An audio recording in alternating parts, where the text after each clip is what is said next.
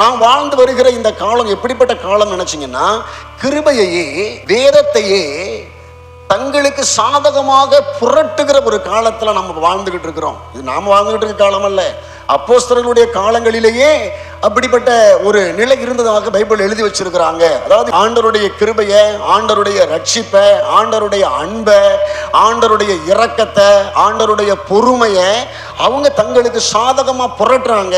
ஏனெனில் நமது தேவனுடைய கிருபையை காம விகாரத்திற்கு ஏதுவாக புரட்டி பாவத்திற்கு ஏதுவாக கிருபையை சொல்லி பேசுறாங்க. அதான் இன்னைக்கு நிறைய ஊழியக்காரன் கிளம்பிட்டாங்க. நாம் செய்கிற பாவம், செய்து கொண்டிருக்கிற பாவம், அப்புறம் செய்ய போகிற பாவம், எல்லா பாவத்திற்கும் சேர்த்து தேவன் என்ன பண்ணிட்டாரு?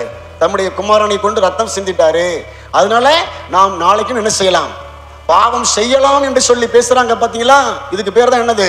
கிருபையை பாவத்துக்கு ஏதுவாக புரட்டுவது, கிருபையை தங்கள் இச்சைக்கு ஏதுவாக புரட்டுவது. அதெல்லாம் ஒன்றும் பிரச்சனை இல்லைங்க. அதெல்லாம் ஆண்டவர் நமக்கு மீட்பை கொடுத்துருவாரு.